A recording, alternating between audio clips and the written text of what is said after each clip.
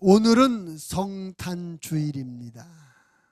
예수님이 탄생하신 것을 기념하는 주일이죠.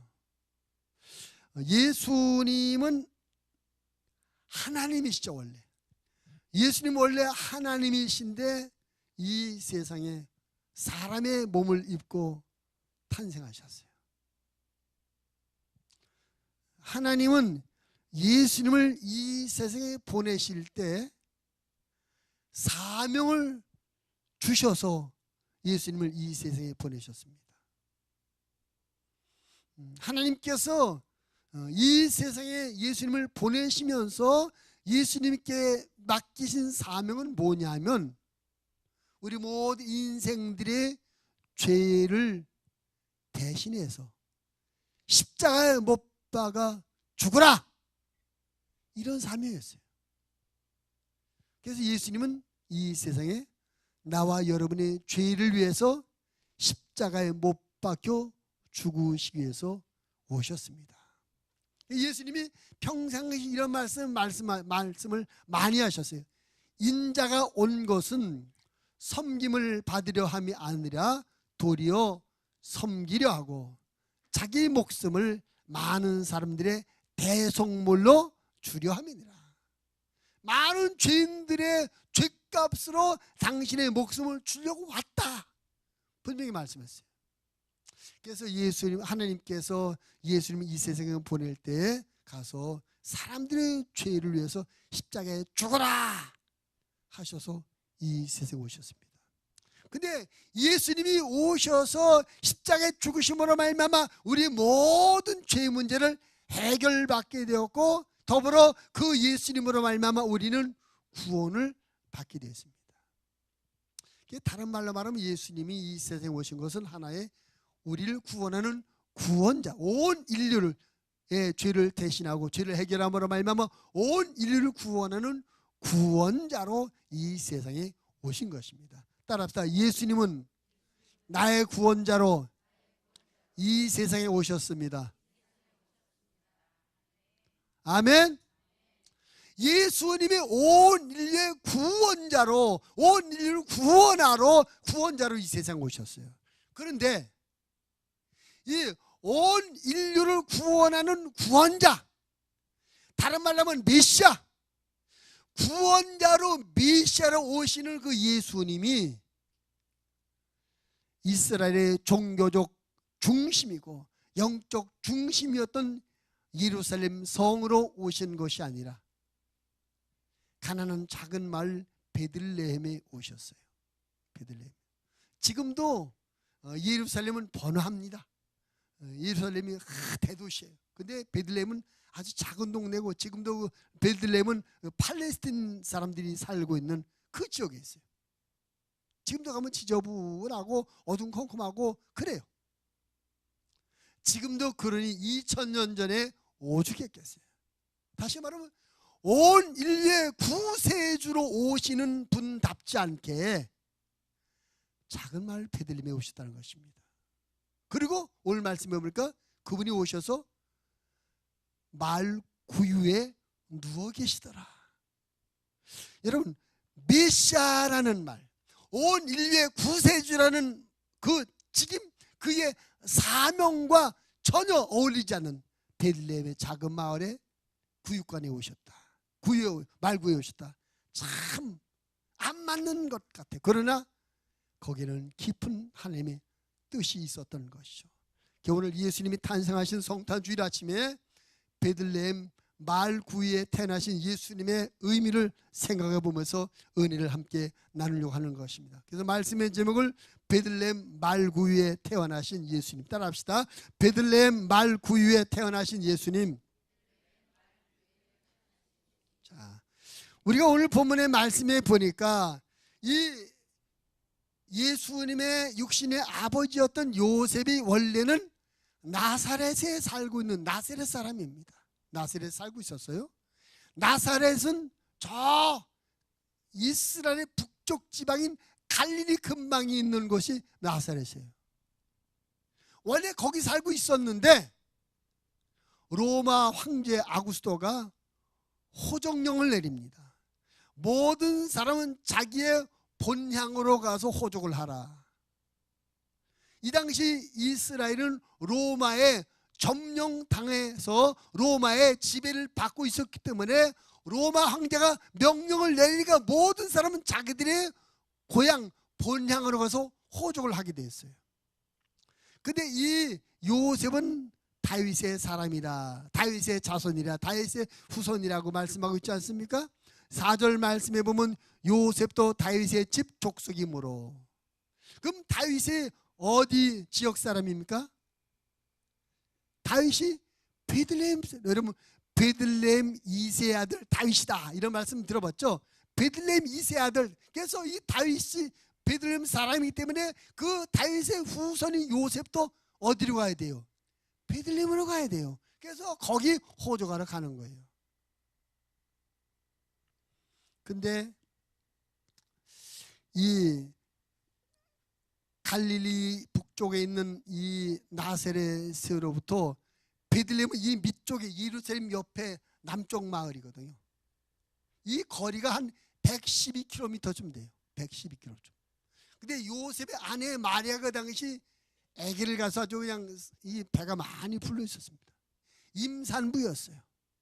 임산부가 100km 이상 되는 장거리 여행을 한다는 것, 지금도 위험한 일이지만 그 당시도 위험한 일입니다.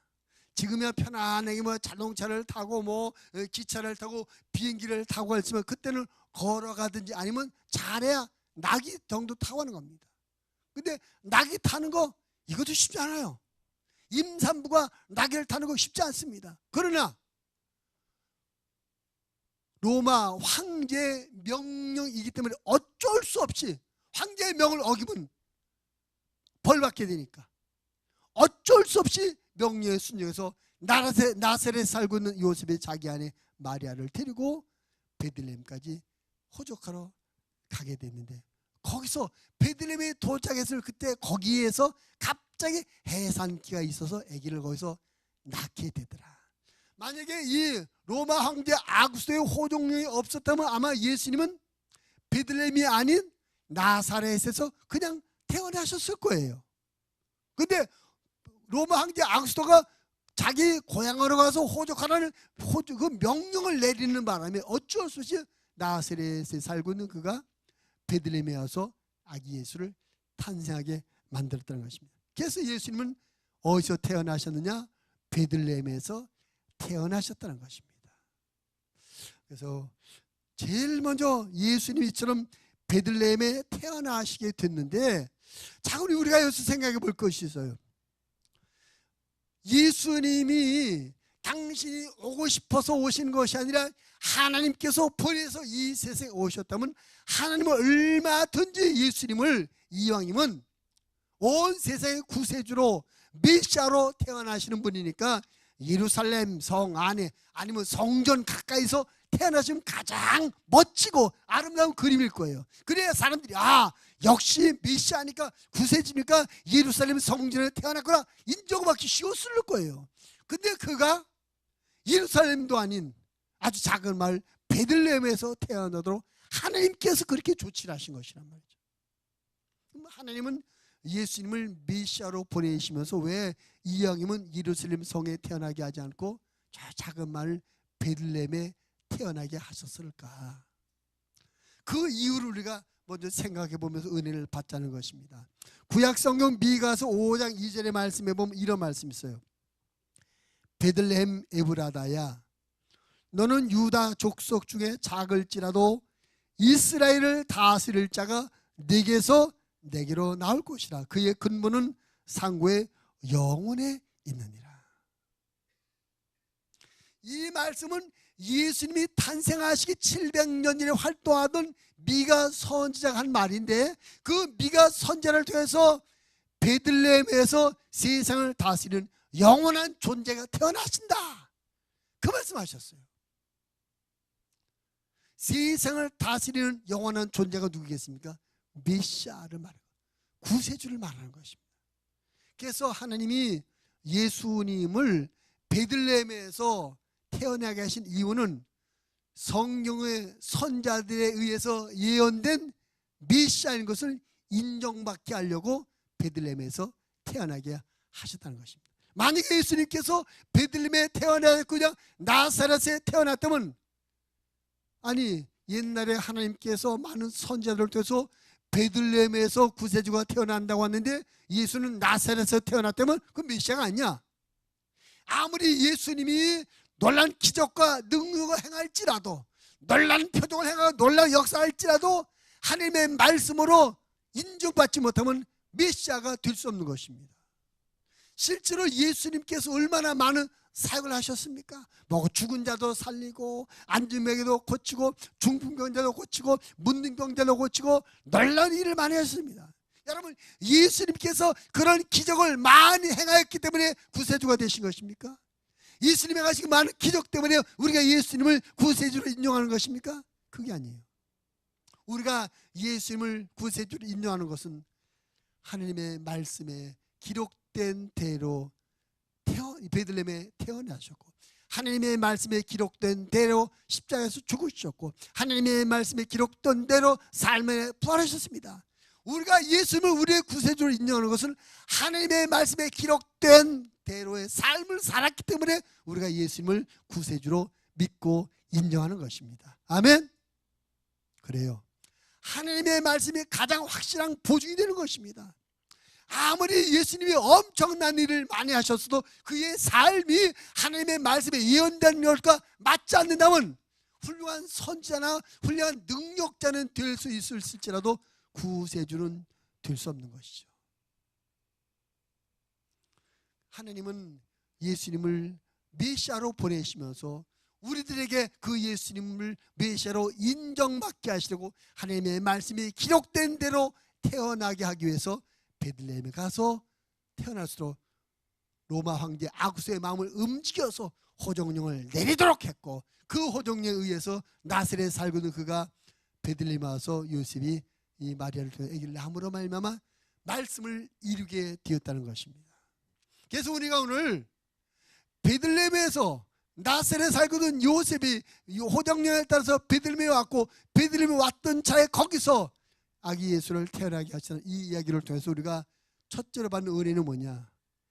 예수님은 말씀이 보증하신 우리의 구세주라는 사실입니다. 아멘. 따라합시다. 예수님은 성경이 보증하는 구세주이시다. 아멘. 오늘 성탄절 아침에 우리가 예수님이 베들레헴에서 말씀한 대로 베들레헴에서 태어났던 이 사실을 통해서 예수님은 틀림없는 우리의 구세주라는 믿음을 우리가 가져야 되는 것입니다. 한 번 더 합시다. 예수님은 나의 구세주이십니다. 아멘. 그렇습니다. 예수님께서 나의 구세주십니다. 예수님께서 영원한 지옥에 던져진 나를 구원해 주려고 이 세상에 오셨습니다. 예수님께서 우리가 태어날 때부터 지고 있던 죄의 멍에를 벗겨주고 죄의 짐을 벗겨주려고 이 세상에 구세주로 오셨습니다. 예수님은 죄로 말미암아 저주받고 고통받는 우리를 구원해 주시려고 이 세상에 오셨습니다. 우리 성탄절 아침에 베들레헴에 탄생하신 예수님의 말씀을 보면서 예수님은 나의 구세주라는 확신의 믿음을 가져야 될 줄로 믿습니다. 아멘. 여러분, 예수님이 구세주이십니다. 구세주라는 말의 의미는 뭡니까? 구세주란 말, 우리를 건져주시는 분, 우리를 건져주시는 분이란 말이에요. 죄에서 우리를 건져주시고, 저주에서 건져주시고, 질병에서 건져주시고, 아픔에서 건져주시고, 불행에서 건져주십니다. 예수님 우리를 지옥에서 건져주십니다. 아멘. 그런 의미의 구세주예요. 여러분이 예수님을 향해서 주님이라고 부르죠. 주님이라고 부르죠. 주님. 그 주님이란 말의 의미는 나의 주인님, 나의 구원자님, 나의 메시아님, 그런 의미예요. 나를 건져주시는 분, 이런 의미로 주님이라고 부르는 것입니다. 바라기는 우리 예수님께서 여러분의 삶의 모든 아픔과 여러분의 삶의 모든 부정적인 상황에서 오늘도 지금도 건져주시는 은혜가 여러분에게 나타나기를 주의 이름으로 부탁을 드립니다. 그러려면 우리는 여전히 지금도 예수님을 나의 구세주라고 믿고 예수님을 나의 구주로 고백하며 그분께 내 아픔을, 내 문제를 맡겨야 되는 거예요. 예수님, 나를 건져주세요. 이 슬픔에서 나를 좀 건져주세요. 이 고통에서 나를 건져주세요. 이 질병에서 나를 건져주세요. 이 괴로움에서 나를 건져주세요. 이 불행에서 나를 건져주세요. 나도 여전히 어쩔 수 없는 모든 죄에서 나를 좀 건져주세요. 예수님을 지금도 여러분의 구세주로 인정하시고 여러분이 주님 앞에 건져달라고 고백하며 기도하시기를 바랍니다. 그분은 지금도 주님이 여전히 우리의 구세주가 되셔서 우리를 건져주십니다. 많은 면들이 예수님께서 내 병을 고쳐주셨습니다. 예수님께서 내 가난의 문제를 해결해 주셨습니다. 내가 예수님으로 말미암아 죄사함 받은 기쁨이 있습니다. 이런 간증들을 많이 해요. 예수님은 지금도 살아계셔서 우리 가운데 구세주로 역사하고 계시는 것입니다. 오늘 베들레헴에 오신 예수님을 여러분의 구세주로 다시 한번 확인하시면서 그 구세주 되심이 이해로, 머리로만 아니라 여러분의 삶에서 예수님의 구세주 되심이 경험되기를 바랍니다. 예수님께서 지금도 살아계셔서 여러분의 모든 아픔과 부정적인 상황에서 건져주는, 주님으로 말미암아 건짐을 받는 이런 체험의 역사가 있게 되기를 바랍니다. 그러려면 의지해야 돼요. 맡겨야 돼요. 구원해 달라고, 건져 달라고 기도해야 되는 것입니다. 여러분이 믿음으로 맡기고 기도하면 주님이 건져주십니다. 할렐루야. 구원해 주십니다. 지금도 주님은 여전히 살아계신 나와 여러분의 구세해 주심을 믿으시기를 바랍니다. 할렐루야. 이렇게 베들레헴에 태어나신 예수는 우리의 구세주라는 것을 우리에게 확인시켜 주고 계십니다. 그 다음에 두 번째로 우리가 주목해 볼 부분은 오늘 말씀의 7절 말씀에 보니까 6절 7절 한번 6절 7절 한번 다시 한번 같이 읽어봅니다. 시작. 거기 있을 그 때에 해산할 날이 차서 첫 아들을 낳아 강보로 쌓아서 구유에 뉘었으니 이는 영원에 있을 곳이 없음이러라. 마리아가 아기 예수를 낳았어요. 근데 그 아기를 강보로 쌓아서 어디다 뉘었다고 그랬어요? 구유에 누웠대요. 구유에. 그다음에 그 뒤에 16절 말씀해 보니까 16절도 한번 읽어보면 시작. 빨리 가서 마리아와 요셉과 구유에 누인 아기를 찾아서, 역시 구유에 누인 아기. 예수님이 태어나신 그곳에 뭐가 있었다? 구유가 있었다. 여러분, 구유가 뭡니까? 구유. 말밥 그릇이에요. 그렇죠? 사실은 말밥만 되나? 소밥은 안 되나? 아무튼 짐승의 밥그릇이 구유. 그러니까 그 구유가 있는 곳이 어디겠습니까? 안방에 구유가 있을까요? 짐승이 있는 곳, 그죠? 짐승이 있는 곳, 우리가 마구간이나 우양간에 뭐 자면 그 짐승이 있는 곳, 거기에 구유가 있어요.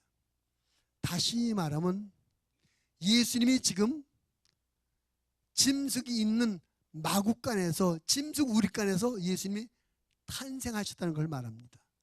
그죠? 오늘 우리가 두 번째 보려고 하는 것은 마구간에서 탄생하신 예수님을 좀 보려고 합니다. 마구간.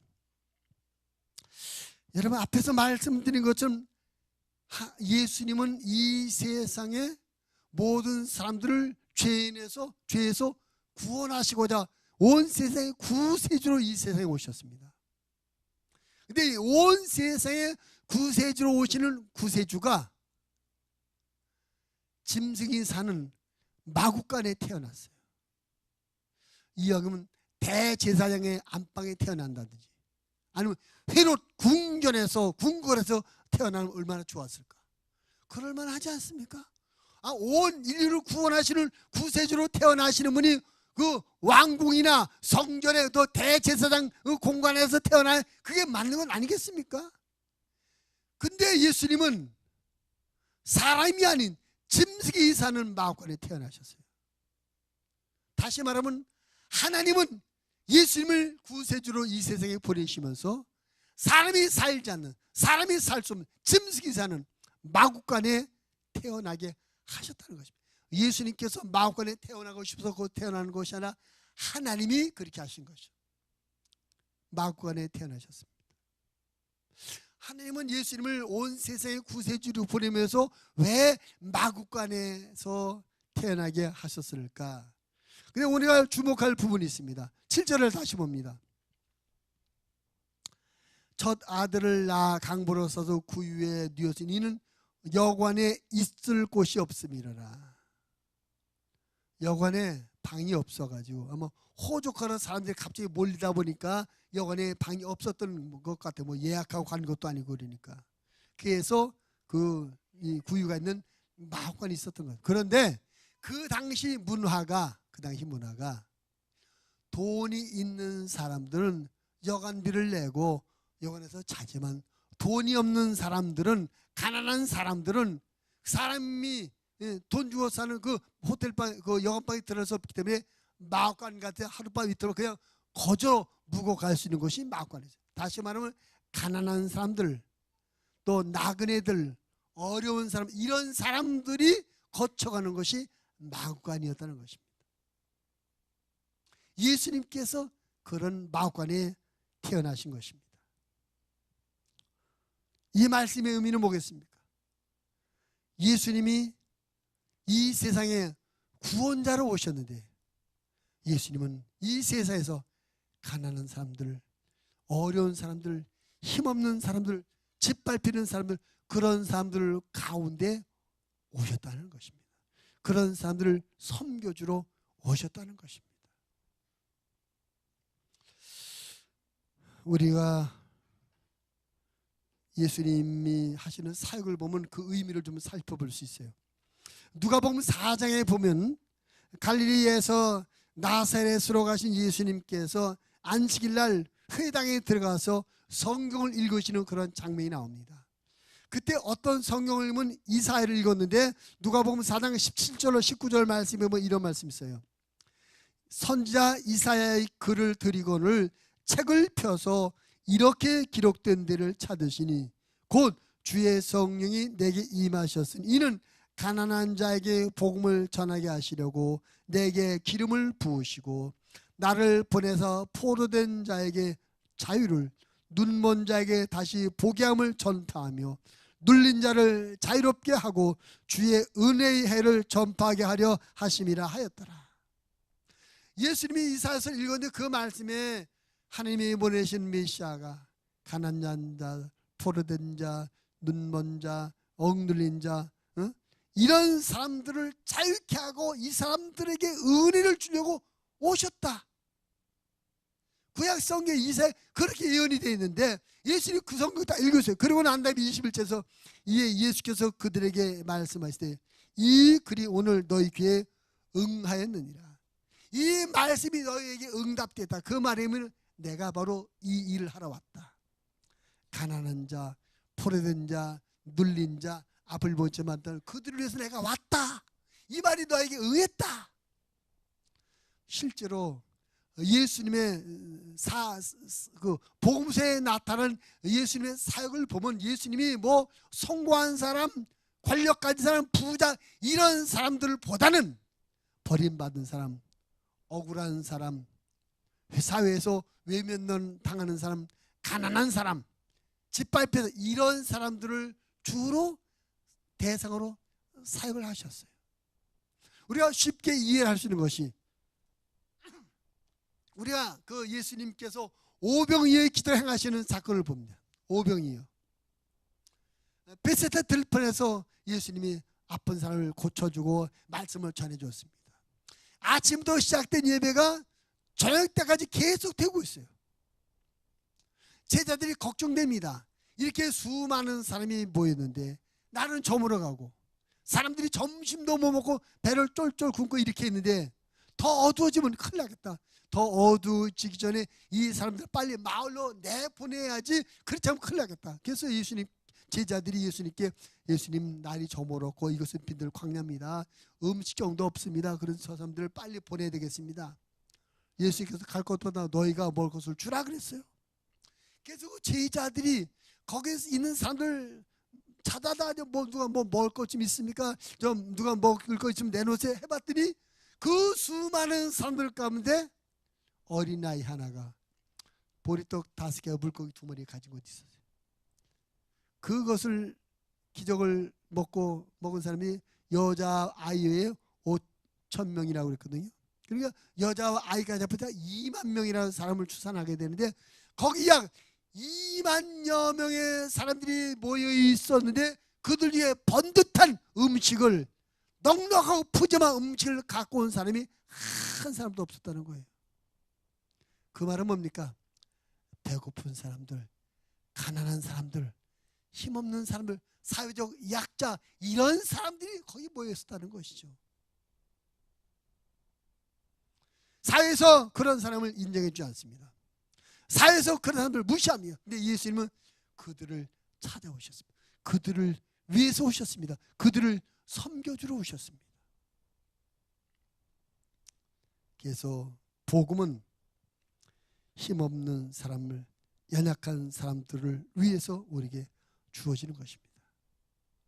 내가 힘이 있다, 내가 좀 가졌다, 내가 능력 있다 이렇게 자만하고 교만한 마음을 먹는다면 우리는 복음과 상관없는 사람이 될 것입니다.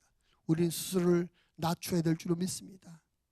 하나님, 내가 가난한 사람입니다. 내가 힘이 없는 사람입니다. 내가 약한 사람입니다. 내가 작은 사람입니다. 내가 부족한 사람입니다. 우리가 우리 스스로를 하나님 앞에 이렇게 낮출 때 우리는 복음의 대상되어 예수님의 사역의 대상자가 되는 줄로 믿으시길 바랍니다. 실제로 예수님께서 제자들을 부르실 때 번듯한 제자 한 사람도 없어요. 그 당시 인정받은 어떤 성공하고 출세한 번듯한 이름을 가진 사람 없어요. 우리가 얼른 알더라도 갈릴리 바다의 네 어부, 그 당시 어부가 훌륭한 사람 아닙니다.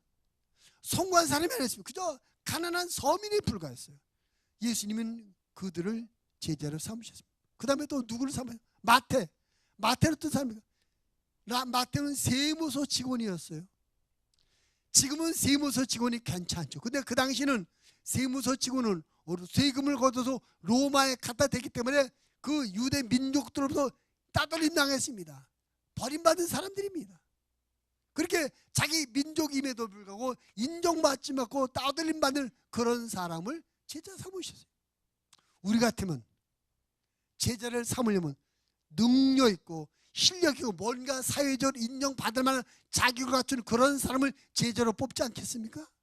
근데 예수님은 아니에요. 적은 사람, 힘없는 사람, 따돌림 받는 사람, 무시당하는 그런 사람들 제자로 삼으셨습니다.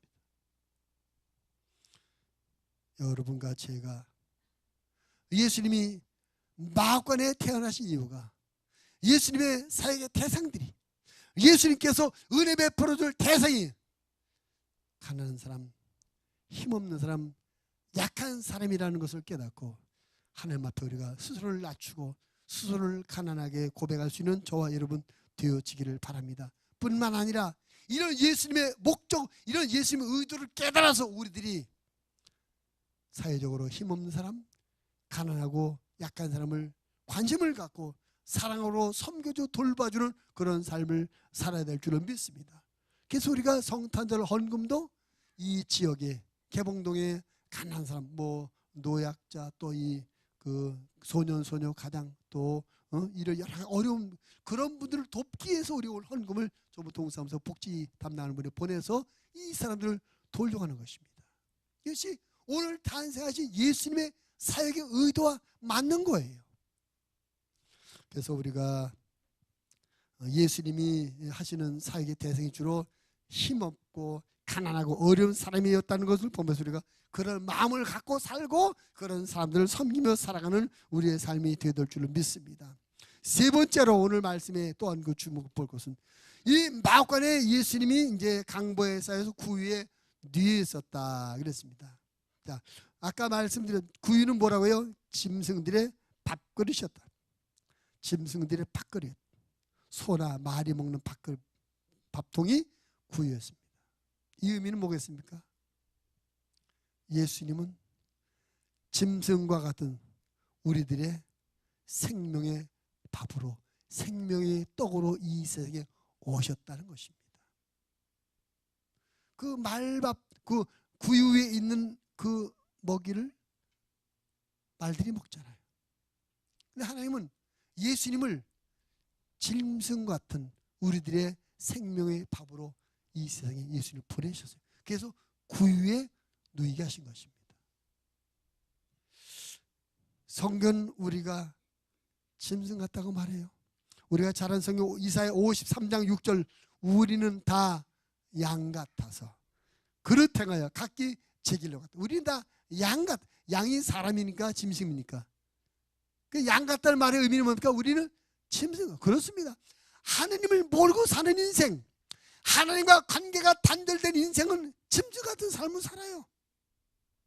영혼을 모르고 살기 때문에, 하나님을 모르고 살기 때문에 그저 배만 채우고 앓고 짐승처럼 살아요. 짐승들이 하나님을 압니까? 짐승들이 영혼을 압니까? 그 짐승들은 배만 채워주면 좋아요. 그래 하나님을 모르고 사는 인생들이 짐승 같아요. 죄를 범한 인생들이 짐승 같은 것입니다. 하나님께서는 이 짐승 같은 인생을 살는 죄 있는 우리를 살리려고 예수님을 생명의 떡으로 이 세상에 보내신 것입니다. 예수님이 이렇게 말씀하셨어요. 요한복음 6장 35절. 예수께서 이르시되 나는 생명의 떡이니 내게 오는 자는 결코 줄이지 아니할 터요 나를 믿는 자는 영원히 목마르지 아니하리라. 예수님은 내가 생명의 떡이다, 나한테 오면 줄이지 않는다 말씀했어요. 또 요한복음 6장 48절 51절 이런 말씀이 있습니다. 내가 곧 생명의 떡이니라. 너희 조상들은 광야에서 만나를 먹었어도 죽었거니와 이는 하늘에서 내려오는 떡이니 사람으로 하여금 먹고 죽지 아니하게 하는 것이니라. 나는 하늘에서 내려온 살아있는 떡이니 사람이 이 떡을 먹으면 영생이라. 내가 줄 떡은 곧 세상의 생명을 위한 내 살이니라 하시니라. 예수 우리에게 자주 반복해서 말씀, 나는 너희를 위한 생명의 떡이다. 그 예수님의 생명의 떡을 먹고 우리가 산다고 그랬습니다. 우리는 생명의 떡을 먹어야 됩니다. 예수님을 먹어야 됩니다. 예수님 먹는다? 그럼 뭐 살코기를 먹으란 말이에요. 그 말의 의미 아니라 예수님을 먹는다는 말은 다른 말로 말하면 예수님의 말씀을 먹는다. 여러분 요한복음 1장 14절 이런 말씀, 말씀이 육신이 되어 우리 가운데 계시다. 말씀이 육신이 되어 우리 가운데 거하심에 우리가 그의 영광을 보니 아버지의 독생자의 영광이요 은혜와 진리가 충만하더라. 예수님은 말씀이 육신이 되신 분입니다. 그래서 이 말씀에서는 말씀과 예수님을 동격으로 봐요. 예수님이 말씀이고 말씀이 예수님이다. 그래서 예수님을 먹는다는 말은 다른 말로 하면 말씀을 먹는다는 것입니다. 그래서 말씀을 먹는 것이 곧 생명의 떡이신 예수님을 먹는 것과 마찬가지다. 우리가 사는 길 생명의 떡이신 말씀을 먹어야 됩니다. 예수님의 말씀을 통해서 우리가 구원의 진리를 알게 되고, 예수님의 말씀을 통해서 우리가 하늘 가는 길을 알게 되고, 예수님의 말씀을 통해서 우리가 죄 용서받는 길을 알게 되고, 예수님의 말씀을 통해서 우리가 하나님과 나와 어떤 관계를 알게 되는 것입니다. 우리의 육체가 밥을 먹어야 생명이 유지되는 거죠. 우리 영혼이 하나님의 말씀을 먹어야 생명이 유지되는 것입니다. 그래서 우리 신앙생활에서 부지런히 하나님의 말씀을 먹어야 돼요. 하나님의 말씀을 어떻게 먹습니까? 열심히 하나님의 말씀을 읽는 것이 먹는 거예요. 말씀을 듣는 것이 먹는 것입니다. 말씀을 늘 마음에 품고 사는 것이 먹는 거예요. 그래서 여러분 하나님의 말씀이 있는 자리에 부지런히 나오시기 바랍니다. 말씀을 듣는 시간을 중요하게 생각하길 바랍니다. 말씀을 듣는 시간은 내 생명을 유지시키는 시간이에요. 내 영혼을 강건하게 만드는 시간입니다. 우리는 육체의 생명을 위해서 하루에 3끼씩 꼬박꼬박 밥을 먹잖아요. 하루 3끼 꼬박꼬박 육체의 생명을 유지하기 위해서 먹으면서 우리 영혼의 생명을 유지하기 위해서 말씀을 듣는 시간을 너무나 소홀히 하고 작게 갖는다 이거죠. 일주일에 하나님의 말씀을 몇 그릇이나 드십니까? 하루에 3끼씩 꼬박 밥은 3끼씩 3그릇씩 드시면서 말씀은 몇 그릇씩 잡수세요? 하루에. 일주일에 1그릇? 일주일에 2그릇? 하나님의 말씀을 매일매일 드시기를 바랍니다. 매일 하나님의 말씀 읽으세요. 말씀을 듣는 시간을 아주 귀하게 여기고 그 말씀을 듣는 시간을 소중히 여기고 열심히 말씀을 듣는 자리에 참석하시는 여러분 되기를 바랍니다. 예수님이 이런 말씀합니다. 마태복음 4장 4절. 예수께서 대답하여 이르시되 기록되었을 때 사람이 떡으로만 살 것이 아니요 하나님의 입으로부터 나오는 모든 말씀으로 살 것이니라 하였느니라. 하나님의 말씀으로는 말씀을 먹어 우리 영혼이 살아. 예수님께서 말 구에 놓으신 것은 예수님 우리의 생명의 밥, 생명의 떡이심을 의미하는 것입니다. 그래서 하나님은 예수님 어린 아기 예수를 말 구에 누이게 하셨던 것입니다. 그런 하나님의 의도, 그 하나님의 계시를 알아서 우리가 부지런히 생명의 떡이신 예수의 말씀을 먹고 예수의 말씀을 마음에 품고 그 예수의 말씀 따라 살아가기 힘쓰는 그런 저와 여러분 되어지기를 주님의 이름으로 부탁을 드립니다. 근데 여러분 아주 중요한 것이 있어요. 우리가 하나님의 말씀을 먹고 그 말씀을 따라 살면 참 답답해 보이고 융통성도 없어 보이고 희망이 없어 보여.